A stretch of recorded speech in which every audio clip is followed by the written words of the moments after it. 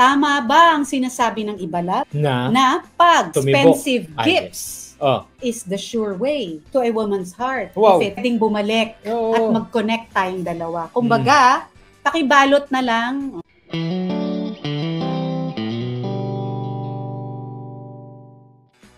Welcome sa inyong lahat. I am Mary Antenia. And I'm Chico. And we are your marriage coaches.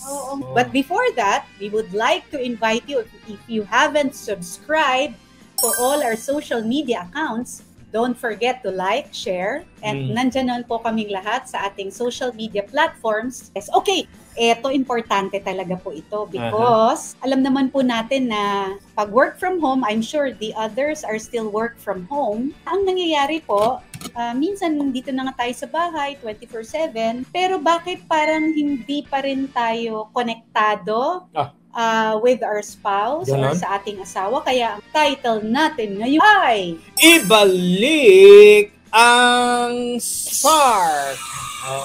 Ibalik ang Spark. Kailangan ibalik ang spark. Hindi na kayo connected, hindi kayo the same page. Akala mo okay, pero actually wala na. Pero sa totoo nga ba lang, pag busy ba tayo, sa tingin nyo ba na nawawala yung word na romantic? Pag stress daw ay nag-strike na or nangyayari, ang una daw nagsasuffer ay ang pagiging romantic relationship ng mag-asawa. Kaya nawawala daw yung spark, nadi-disconnect. At ito ay nawawala yung oras, nawawala yung time and energy. Yan na nga. Diba? Pagtutuunan ay yung how to still connect with one another. So, sige, for tonight, let's connect with our spouse. Huwag nating hayaan po na ma-disconnect po tayo. At ito ay sa aspeto ng physical, emotional, at of course, spiritual connection. So 4 ways to reconnect. Let's dive to number 1. Is to go and reminisce. Yeah. Pag feeling nyo na di-disconnect po kayo, create a conversation that will bring you back to how you both started. So create that conversation. Paano kayo nagkakilala? Saan kayo nagkakilala? Kasi that is a very simple tool to emotionally reconnect. We have to be very intentional to reconnect emotionally with one another kahit sandali lang. So go reminisce and start a conversation of how you started. Sa akin, observation ko. Every time na nagre-reminisce tayo, may binabalikan, hindi naman sa hindi ako nag-e-enjoy o hindi ako natutuwa. No? Minsan nga talagang nakakamangha. Yan yung mga bagay, di ba? Let's say, first few years of our marriage. And titignan mo, gano'n kayo katagal ngayon, di ba? Parang naano mo siya na-appreciate mo. Right. You know? And minsan, tatawa kayo dahil may mga away on the side pa yan na kwento. At saka yung mga nakapalpakan natin, di ba? Minsan may mga poor decisions tayo. Pero isipin nyo naman, no? Ilang taon na yung nakalipas tapos biglang eto pa. Okay, so let's go, love. Second. So okay na tayo sa reminisce, ano? Nag-reminisce na tayo. The second one is appreciate and not criticize. Para bumalik ang spark, mag-reconnect kayo ulit to our actions in everything that we do daily before God and of course with our spouse. So i-check natin kung na si 60% criticize, 40 lang yung appreciate. Baka pwede nating hilahin sa 100 appreciate and then learn how to say things na hindi pa criticize naman. So yun, pwede po natin i-check para ma-reconnect kasi po medyo pag nakakanti ka at nagkikriticize, parang merong wall na tumataas niyan, hindi ka tuloy makapenetrate, natatapakan, ang tinatawag na pride. So maybe let's check, no? So that you can reconnect with one another, you appreciate each other more. Maliit na bagay, ano bang mga examples? Chico would always tell me, love, nice yung hair mo, kasi mahilig po ako magpalit-palit ng part ng hair, masawain, minsan kulot, nakatali, dito, ganyan. So those small things he recognizes and I tell him, love, thank you, na-appreciate ko yun coming from you.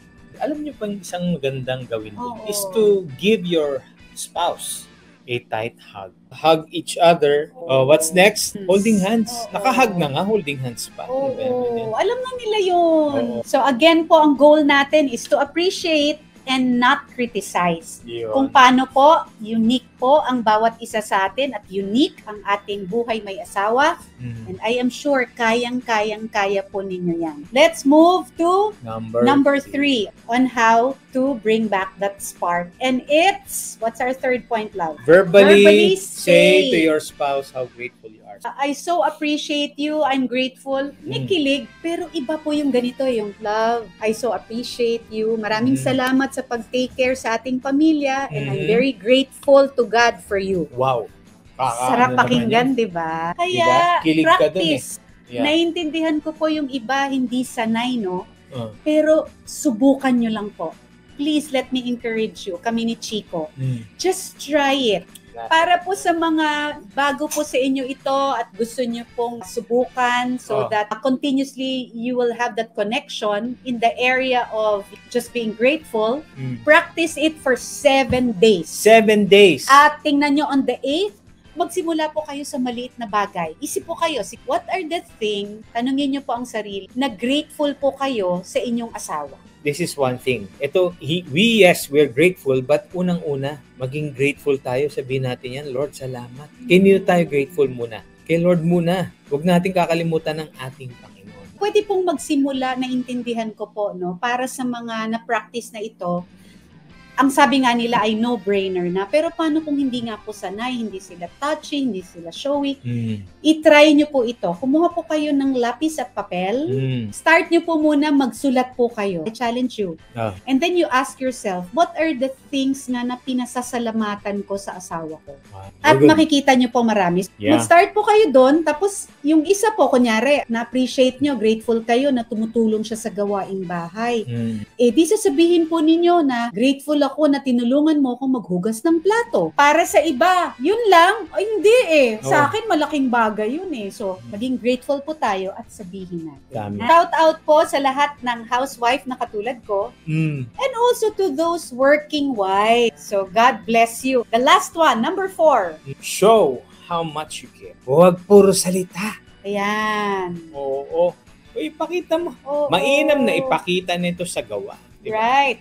As much as verbal appreciation is important, of course, ito po yung mga non-verbal po na tinatawag na communication sa buhay mag-asawa is as valid as verbal communication. Okay. So ano po, I'm sure by this time, baka alam niyo po kung ano yung love language ng inyong husband or your wife. Pwede po itong gifts, pwede po itong acts of service, pwede po itong yung mga physical touch. Show how much you care. Sa tingin niyo po, mag-comment po kayo.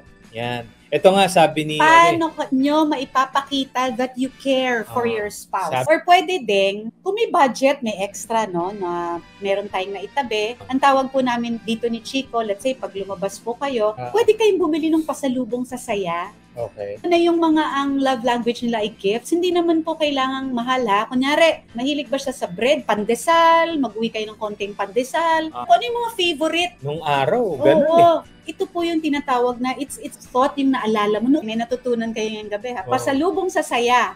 Yan, yung mga bagay na yun. You can think of your own unique way. Oo, kasi yun talaga comfort food. Alam mo yun, pag talagang pinag-usapan na yung paborito, pagkain talaga yun. Tama. That's the easiest way. Grabe, to show how much we care. Okay. So there, these are simple ways and I am sure kayo po, madadagdagan nyo pa po ito. At kung ito po ay nagustuhan din ninyo, don't forget social media accounts natin. Please subscribe. Bakit? Like, patapos na tayo. Share all our social media. If you need coaching or you have questions, please direct message us, private message us. That's it for us. See you again. Bye!